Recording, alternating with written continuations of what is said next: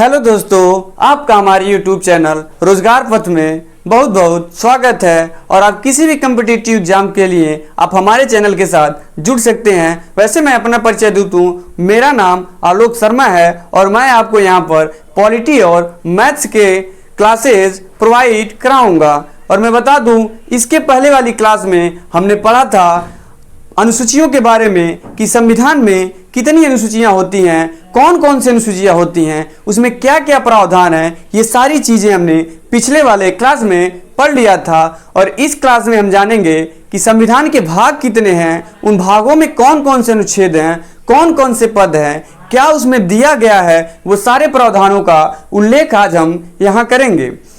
तो दोस्तों, सबसे पहले मैं बता दूं अगर संविधान के बारे में, तो वर्तमान संविधान में 12 अनुसूचियां, 25 भाग और 450 से भी ज़्यादा अनुच्छेद हो गए हैं। तो वही हम आज संविधान के भाग के बारे में पढ़ेंगे। ये भाग अगर मूल संविधान में 22 थे तो वर्तमान में 25 कैसे हुए हैं, तो कौन कौन से भाग फिर जुड़े हैं, किस संविधान संशोधन के द्वारा जुड़े हैं, ये सारी चीज़ें आज हम इस वीडियो में जानेंगे। तो हम बता दें, मूल संविधान में भाग जो थे 22 थे, लेकिन वर्तमान में 25 हैं। तो आइए हम अपने वीडियो को यहीं से शुरू करते हैं। इस सारी चीज़ों का जो हमने यहाँ लिखा है, संविधान के 25 भाग, वो सारी चीज़ें हम समझाएंगे। वैसे एक चीज़ मैं आपको स्पष्ट करा दूँ कि संविधान में अगर संख्यात्मक रूप से आप देखेंगे तो अब भी 22 भाग हैं, बस 3 भाग जुड़े जो हैं 9A, 9B, 4A ऐसे जुड़े। लेकिन अगर संख्यात्मक रूप से देखें तो संविधान में 22 भाग है। लेकिन अगर आपके क्वेश्चन में पूछे कि संविधान में कितने भाग हैं, तो आपका आंसर 25 होना चाहिए। के भागों के बारे में, तो हमारे संविधान का पहला भाग है संघ एवं उनके राज्य क्षेत्र, जो अनुच्छेद 1 से लेकर 4 तक है। तो इसका मतलब क्या हुआ, संघ एवं राज्य क्षेत्र से? तो मैं बता दूं, संघ और राज्य के क्षेत्र में जो भी विस्तार होंगे, जो भी विलय होंगे, यानी कहने का मतलब है अगर 2 राज्य एक में मिलते हैं या एक राज्य 2 अलग राज्यों में बढ़ते हैं, तो इन सारे प्रावधान हमारे भाग 1 में हैं। और अगर क्वेश्चन ये पूछ ले कि किसी राज्य को अलग करने में और उस राज्य को किसी राज्य में मिलाने में किसकी ये शक्तियां किसको प्रदान होती है, तो आपका आंसर होना चाहिए संसद। यानी संसद ही है जो किसी नए राज्य का निर्माण कर सकता है या किसी 2 राज्यों को आपस में मिला सकता है। तो हमने पहला भाग समझ लिया। दूसरा भाग है नागरिकता। तो नागरिकता से आप क्या समझते हैं, यानी किसी भी राष्ट्र के लोगों के लिए सबसे जो प्राथमिक चीज होती है वो नागरिकता होती है। अगर आपके पास नागरिकता नहीं है तो आप उस देश के, उस राष्ट्र के देशवासी नहीं हैं। इसीलिए इसमें जो है नागरिकता में वो चीज़ें दी गई है कि किसी व्यक्ति को नागरिकता कैसे मिलती है, कैसे कैसे मिलती है। अगर कोई बाहरी व्यक्ति किसी अन्य देश की नागरिकता लेना चाहता है, तो वो नागरिकता कैसे मिलेगी, ये सारी चीज़ें आपके दूसरे भाग नागरिकता में है।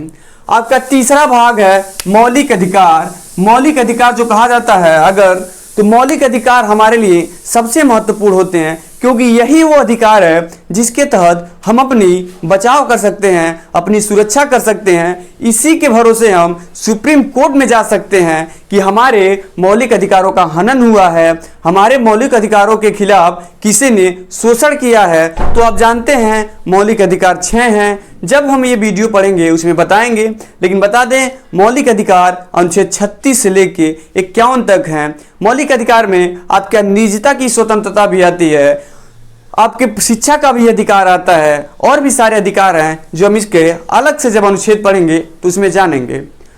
आपका चौथा भाग है राज्य के नीति निर्देशक तत्व, जिसे हम DPSP भी बोलते हैं। DPSP का फुल फॉर्म होता है direct principle of state policy. और यहाँ पर देखिए इसका मतलब ही क्या होता है। आप देख रहे होंगे कि मूल अधिकार 3 पे है, लेकिन मौलिक कर्तव्य 4A पे है, बीच में राज्य के नीति निर्देशक तत्व हैं। तो ऐसा क्यों है, आप जहां तक भी जानते होंगे, अगर अधिकार के बाद हमेशा कर्तव्य आते हैं, लेकिन बीच में ये नीति निर्देशक तत्व क्यों आया, ये बहुत लोगों के मन में क्वेश्चन उठ रहा होगा कि आखिर कहीं भी आप देखते होंगे संविधान ऐसे तो लिखा नहीं गया है, सारे क्रम व्यवस्था हैं, आप कहीं से भी देख लीजिए कुछ गलत नहीं पाएंगे, पूरी क्रम व्यवस्था से लिखी गई है।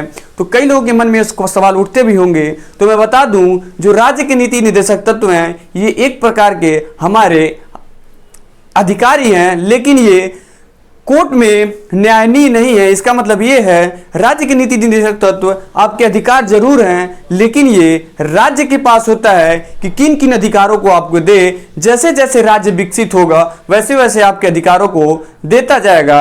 जैसे जो इस समय 21A में शिक्षा का अधिकार है वो पहले हमारे राज्य के नीति निर्देशक तत्वों में ही था, लेकिन वर्तमान में उसे वहां से निकालकर मौलिक अधिकार में रख दिया गया है। अनुच्छेद 4A में क्या है? मौलिक कर्तव्य। मौलिक कर्तव्य क्या होता है? इसका मतलब होता है हमारी नैतिकता। नैतिकता का मतलब हो गया कि हमें अपने राष्ट्र के प्रति कैसी भावना चाहिए, हमें राष्ट्रगान का सम्मान करना चाहिए, अपने राष्ट्र प्रतीकों का सम्मान करना चाहिए, धरोहरों की सुरक्षा करना चाहिए। ये सारे चीज इसमें है जो अनुच्छेद 51A में है। हमारा जो 5वां भाग है संघ, जो अनुच्छेद 152 से लेकर अनुच्छेद 52 से लेके 151 तक है, यानी इन सभी में संघ में विधायी शक्तियां, कार्यपालिका, ये सारे चीजें निहित होती हैं। इसमें आपका राष्ट्रपति भी आएगा, प्रधानमंत्री भी आएगा और भी जो महत्वपूर्ण पद हैं वो सारे संघ के अंदर ही आते हैं। आपका जो 6वां भाग है वो राज्य है, जो अनुच्छेद 152 से लेके 137 तक है। इसमें राज्य के अंदर जितने भी महत्वपूर्ण पद हैं, जितने भी विधानमंडल है, परिषद हैं, इनका कार्यान्वयन कैसा होगा, ये सारी चीजें आपके भाग 6 में उल्लेखित है। यहां तक हमने अच्छे से पढ़ लिया होगा। आप देख रहे होंगे यहां मैंने लिखा है 7वां हटा दिया गया। इसका मतलब क्या हुआ? मैंने क्यों लिखा 7वां हटा दिया? जी, 7वें संविधान में संशोधन में 7वां भाग को हटा दिया गया। ये एक अच्छा ट्रिक बन जाएगा आपको कि 7वें संविधान संशोधन में 7वां भाग हटा दिया गया। इसके कहने का मतलब ये है, ये भाग था जो हमारे नीतियों के खिलाफ था, हमारे मौलिक अधिकारों का हनन करता था। इसीलिए जब 7वां संविधान संशोधन हुआ तो हमारी संसद ने इस संविधान के भाग को हटा दिया। भाग 8 में है केंद्र शासित प्रदेश, जो अनुच्छेद 239 से लेके 242 तक है। इसका मतलब आप जानते होंगे केंद्र शासित प्रदेश वे होते हैं जहां संघ डायरेक्ट रूप से कार्य करती है, यानी कोई संघ के बीच में हस्तक्षेप नहीं कर सकता है। अगर केंद्र को कुछ कार्य करना हो तो किसी से परमिशन लेने की जरूरत नहीं होते हैं। वैसे बता दें, वर्तमान भारत में 8 केंद्र शासित प्रदेश हैं जो आप अच्छी तरह से जानते होंगे। आपका भाग 9 है पंचायत, जो अनुच्छेद 243 में है। वैसे ये 243 के A, B ऐसे करते करते O तक गया है। और इसमें बता दें पंचायत में हम पढ़ेंगे क्या, तो पंचायत में यानी पंचायती राज व्यवस्था होनी कैसी चाहिए, क्या क्या उसमें होती है। वैसे बता दें भारत का जो पंचायती राज व्यवस्था है वो त्रिस्तरीय पंचायती राज व्यवस्था होता है। उसके बाद आप आइए 9, मैंने बताया था इसके पहले कि 9A भी है, 9B भी है, ये अलग भाग हैं। 9A नगर पालिका है, 9B सहकारी समिति है, जो हमने आपके अनुसूचियों में अच्छे से समझा दिया था। और एक क्वेश्चन आप नोट कीजिएगा कि जो वर्तमान में एक नई मंत्रालय बनी है जिसे सहकारिता मंत्रालय कहते हैं और इसके अध्यक्ष अमित शाह हैं। ये आपके कई एग्जाम्स में पूछ चुका है, इसलिए आप इस बात को ध्यान रखिएगा। आपका 10वां भाग है जो SC/ST क्षेत्र है। SC/ST क्षेत्र से आप क्या समझते हैं, यानी SC का मतलब आप जानते होंगे अनुसूचित जाति, और ST का मतलब जानते होंगे अनुसूचित जाति यानी schedule caste and schedule territories. यानी इसका मतलब ये हो गया इनसे संबंधित जो भी प्रावधान होंगे, जो आयोग बनेगी, इनके विकास के कार्य के लिए सरकार क्या क्या करेगी, इन सारों चीजों का प्रावधान आपके भाग 10 में है जो अनुच्छेद 244 में है। भाग 11 है केंद्र और राज्यों के बीच संबंध। देखिए किसी भी कोई भी देश हो, वहां पर देश के कई छोटे छोटे प्रांत होते हैं जिन्हें कहीं राज्य कहा जाता है, कहीं आप देखते होंगे मेयर का नाम भी सुने होंगे, यानी छोटे छोटे प्रोविंशियल होते हैं, स्टेट्स होते हैं। तब मिलाकर वो केंद्र है। आपके पहले अनुच्छेद में कहा गया है भारत जो है राज्यों का संघ है, यानी भारत अलग अलग छोटे छोटे राज्यों में बटा हुआ है। तो ये भी तो जरूरी नहीं होनी चाहिए कि सारे के बीच अच्छे संबंध हो। ऐसा तो नहीं है कि राज्य अपनी अलग नीतियां बनाए, सरकार केंद्र सरकार अपनी अलग नीतियां बनाएगी, पास वो अपना अलग विधानमंडल से कराए, ये संसद से कराए। नहीं, जो भी राज्य होंगे कोई भी नीति पास करने के लिए उसे संसद से पास कराना जरूरी होता है। यानी इन दोनों के बीच जब तक संबंध अच्छे नहीं होंगे तब तक राज्य का संचालन सही से नहीं हो पाएगा। ये अनुच्छेद 245 से लेके 263 के अंतर्गत आता है। आप देख रहे होंगे 12 में है वित्तीय संबंध। ये आपका बहुत इंपॉर्टेंट है। वित्तीय संबंध का मतलब क्या हुआ? वित्त यानी फाइनेंस। फाइनेंस का मतलब होता है आपके आर्थिक संबंधी जो भी संबंध हो। जैसे मैं इसका एग्जांपल ले लूं, जीएसटी। आप सभी सुनते होंगे जीएसटी, लेकिन जीएसटी के बारे में आपको अच्छे से पता नहीं होगा तो नोट कर लीजिएगा। जीएसटी जो है 101वां संविधान संशोधन में बना था, जो हमारे 1 जुलाई 2017 से लागू हो गया है। और ये अगर पूछ ले कि जीएसटी से संबंधित समिति कौन सी थी तो आप याद रखिएगा विजय केलकर समिति। तो यहाँ पर वित्तीय संबंध का मतलब ये हो गया, जब किसी भी वस्तु पर जीएसटी लगती है तो उसमें 50% केंद्र सरकार लेती है और 50% राज्य सरकार लेती है। यानी कहने का मतलब इनके जो आर्थिक कार्य हो इसमें भी बंटवारा अच्छे तरह से हो ताकि इनके संबंध बने रहें। अनुच्छेद 13 यानी भारत के क्षेत्र में व्यापार एवं वाणिज्य, इसका मतलब ज़्यादा समझाना नहीं पड़ेगा। यानी भारत के क्षेत्र में आप कोई भी उद्योग स्टार्ट करना चाहते हैं, कोई भी कंपनी स्टार्ट करना चाहते हैं तो उसके क्या प्रावधान है, उसकी कैसे टैक्स सिस्टम है, ये सारी चीज़ें आपके भाग 13 में है। भाग 14 में है सिविल सर्विस, यानी केंद्र और राज्य के अधीनस्थ सेवाएं, जिसमें आपके यूपीएससी आता है। आपके जैसे अगर बिहार का बीपीएससी है, यूपी का है पीएससी है, यानी जो भी राज्य के अधीनस्थ सेवाएं हैं, एडमिनिस्ट्रेटिव सेवाएं हैं, ये सारे भाग 14 के अंतर्गत आता है, जो अनुच्छेद 308 से 323 तक है। इसमें याद रखिएगा, अगर पूछे अखिल भारतीय सेवा आयोग किसमें है तो अनुच्छेद 312 है, और पूछ ले संघ लोक सेवा आयोग यानी यूपीएससी किसमें है तो वो अनुच्छेद 315 में है। आगे आइए, आप देख रहे हैं 14A न्यायाधिकरण। ये तो आपको देखते हुए स्पष्ट हो रहा होगा कि ये हमारे न्यायालय से संबंधित कुछ विशेष अधिकार हैं जो बाद में जोड़े गए हैं, जो न्यायालय के पास पहले नहीं थे लेकिन वर्तमान में है। वो उन विशेष अधिकारों का संग्रह है 14A में, जो अनुच्छेद 323 में है। इसमें ABCD करके आगे भी हैं, जो आपको आगे जब अनुच्छेद पढ़ेंगे तो उसमें समझाएंगे। भाग 15 में निर्वाचन से आप क्या समझते होंगे? जैसे आपके गांव में चुनाव होता है तो क्या होता है? ऐसा तो नहीं है कोई आके चुनाव करा देगा। तो चुनाव कराने के लिए चाहे सांसद का हो, एमएलए का हो, एमएलसी का हो, किसी का भी चुनाव, या क्यों ना आपके गांव के प्रधानी का चुनाव हो, उन सारे चुनाव को संचालित करने के लिए एक आयोग है जिसे हम निर्वाचन आयोग कहते हैं, जो हमारे संविधान के अनुच्छेद 324 के अंतर्गत आता है। वो भाग 15 में है निर्वाचन। भाग 15 तक अच्छे से समझ लीजिए कि भाग 15 क्या होता है। इसके पहले भी सारे भाग को समझ लीजिए। अब आइए भाग 16 पे, जिसमें आपका दिया है कुछ वर्गों के लिए विशेष प्रावधान, जो अनुच्छेद 330 से लेके 342 तक है। तो इसका मतलब आप क्या समझते हैं? SC ST नहीं, SC ST के लिए अपने अलग ही प्रावधान है, जो मैंने आपके भाग 10 में पढ़ाया है। ये वो वर्ग हैं जो SC ST तो नहीं है, इनसे तो ऊपर हैं, लेकिन इनकी भी आर्थिक स्थिति उतनी सही नहीं है। जैसे कि इसमें देखा जाए कि माइनॉरिटी के जितने भी हैं, OBC हो गए और भी EWS हो गए, ये सारे वर्गों के लिए जो संबंधित है 330 से 342 तक है। इसी में 340 में आपका राष्ट्रीय पिछड़ा आयोग है।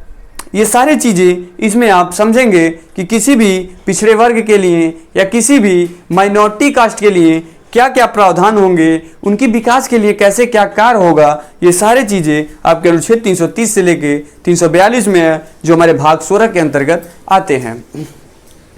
भाग 17 आप देख पा रहे होंगे, मैंने भाषा लिखा है। भाषा का मतलब क्या हुआ कि हमारे संविधान में कितनी भाषाएं वर्णित हैं, कौन भाषाएं किस क्षेत्र में अधिकतर बोली जाती हैं, कब कब कौन कौन सी भाषाएं जोड़ी गए, ये भी हैं। हम बताते हैं आपको कि हमारे मूल संविधान में जो भाषाओं की संख्या थी वो 18 थी, लेकिन बढ़ते समय के साथ संविधान संशोधन होते गए और वर्तमान में 4 और भाषाएं जुड़ गई हैं। इसलिए हमारे संविधान में वर्तमान में 22 भाषाएं हैं जो हमारे भाग 17 के अंतर्गत आती हैं। भाग 18 है आपातकाल के प्रावधान। वैसे मैं बता दूं, अगर आपातकाल पूछ लेता है आपके एग्जाम में आपातकाल किस देश से लिया गया है, किस देश के संविधान से लिया गया है, तो आपका आंसर होना चाहिए जर्मनी। और आपातकाल के प्रावधान में ये हो गया कि जब आपके देश पे आपात आता है, और मैं बता दूं कि आपात 2 तरीके के होते हैं, एक वित्तीय आपात होता है और एक राष्ट्रीय आपात होता है। यानी वित्तीय आपात कब लगता है, जब देश की आर्थिक स्थिति सही न हो, देश की अर्थव्यवस्था खत्म होने की कगार पे हो, देश में कुछ भी सुचारू रूप से न हो, तो हमारा लगता है वित्तीय आपात। और हमारे लिए बहुत सौभाग्य की बात है, आज तक हमारे देश में कभी भी एक भी वित्तीय आपात नहीं लगे हुए हैं। बात हो गई वित्तीय आपात की। राष्ट्रीय आपात क्या होता है ये भी हम जानते हैं। राष्ट्रीय आपात जब किसी देश पर किसी दूसरे देश का आक्रमण हो या पूरे देश में सशस्त्र विद्रोह हो। सशस्त्र का मतलब क्या हुआ कि जितने भी लोग हों हथियारों के साथ विद्रोह कर दें, तो आपका राष्ट्रीय आपात होता है, जो हमारे अनुच्छेद 352 से लेके 360 में है, जो भाग 18 के अंतर्गत आता है। 3 अनुच्छेद आप याद रखिएगा। अगर पूछ ले 352 में क्या है, तो 352 में राष्ट्रपति शासन है। पूछ ले 356 में क्या है, तो 356 में राष्ट्रीय आपात है। और पूछ ले अनुच्छेद 360 में क्या है, तो उसमें वित्तीय आपात आते हैं। ये चीजें आप याद रखिएगा, ये आपके एग्जाम्स में बहुत पूछे जाते हैं। भाग 19 आप देखे होंगे, लिखा है मैंने विविध। ये तो बहुत ज़्यादा से ज़्यादा लोग नहीं समझ पाएंगे विविध क्या है, जो अनुच्छेद 361 से 367 तक है। तो बता दें, विविध जो है वो हमारे राष्ट्रपति और राज्यपाल के कुछ विशेषाधिकार हैं, जो केवल उन्हीं को दिए जाते हैं, उनके पास हैं, उनके सिवा इन्हें किसी भी ऐसे पद के पास नहीं है। इसीलिए यहाँ पर विविध लिखा गया है, जो ये हमारा संवैधानिक शब्द है। और इसमें याद रखिएगा राज्यपाल और राष्ट्रपति की विशेष शक्तियां निहित हैं। भाग 20 आप देख रहे होंगे, संविधान संशोधन है। एक तरह से कहा जाए तो यही एक चीज है जो हमारे संविधान में बहुत ही ज्यादा महत्व रखती है। क्योंकि अगर संविधान संशोधन न होता तो आज 4A न जुड़ता, 9A न जुड़ता, 9B न जुड़ता। संविधान संशोधन के तहत में हमारे संविधान में जो कमियां थी उन्हें हटाया गया। जो संविधान को जरूरत थी भारतीय जनता के, यानी जो हमारे लिए लाभदायक थी, उन कानूनों को वैधानिक बनाकर उसमें जोड़ा गया संविधान संशोधन की मदद से, जो हमारा अनुच्छेद 368 में है। अगर पूछ ले संविधान संशोधन की प्रणाली किस देश के संविधान से लिया गया, तो आपका आंसर होना चाहिए दक्षिण अफ्रीका, यानी साउथ अफ्रीका। आपका 21 देखिए, लिखा है अस्थायी संक्रमणकालीन उपबंध, जो 369 से लेके 392 तक है। इसका मतलब आप अच्छे से समझ रहे होंगे कि अगर देश की संसद या जो भी लोकसभा है अगर भंग हो जाए, सरकार गिर जाए, अगर सरकार के पास बहुमत ना हो, तो उस समय देश कैसे चलेगा, किनके हाथों में रहेगा, कौन कौन से लोग देश के उच्च पदों पर आसीन होंगे, ये सारे चीजें हमारे भाग 21 में है, जो अनुच्छेद 369 से 392 है। भाग 22 इसे तो समझाने की जरूरत नहीं है। भाग 22 में हमारे हिंदी में प्राधिकृत भाग हैं, जो अनुच्छेद 393 से लेके 395 तक हैं। कुछ इंपॉर्टेंट चीज मैं बता दूं जो आप याद रखिएगा। अगर पूछ ले कि नागरिकता किस देश के संविधान से लिया गया, तो वो आपका आंसर होना चाहिए ब्रिटेन। अगर पूछ ले मौलिक कर्तव्य किस देश के संविधान से लिया गया, तो आपका आंसर रूस होना चाहिए। पूछ ले मौलिक अधिकार कहां से लिया गया, तो आपका आंसर यूएसए होना चाहिए, यानी अमेरिका होना चाहिए। अगर पूछ ले राज्य के नीति निदेशक तत्व किस देश से लिए गए हैं, तो आपका आंसर आयरलैंड होना चाहिए। तो ये सारी चीजें आप याद रखिएगा। और आगे के वीडियो में हम अब अनुच्छेद के बारे में पढ़ेंगे, एक एक अनुच्छेद को अच्छे से पढ़ेंगे, जो आपके एग्जाम्स में पूछे जाते हैं वो अच्छे से पढ़ेंगे। तो हमारे साथ बने रहिए, हम आपके लिए वही लाएंगे जो आपके एग्जाम्स में जिसकी ज़रूरत होगी, हम वही देंगे जो आप चाहते हैं कि हम ये पढ़ें और हमारे एग्जाम में क्वेश्चन न फंसे, हम वही चीज़ें बताएंगे। तो आज के लिए बस इतना था। हमने संविधान के अनुसूचियाँ पढ़ ली, संविधान के भाग पढ़ लिए, तो आगे हम संविधान के अनुच्छेद पढ़ेंगे, उसके बाद संविधान संशोधन पढ़ेंगे, जिसके बाद हमारे पॉलिटी कंप्लीट हो गए। हाँ, पॉलिटी में कुछ क्वेश्चन बचेंगे, जैसे आयोगों से संबंधित कौन कौन सी सभाएं बैठी थी, जो हम अपने एक क्लास के टॉपिक में पूरी कवर कर देंगे। तो बस आज के लिए बस इतना ही, और हमारे चैनल के साथ बने रहिए, अपने दोस्तों के साथ शेयर कीजिए, सब्सक्राइब कीजिए। तो बस धन्यवाद, और हमारे चैनल को आगे बढ़ाइए।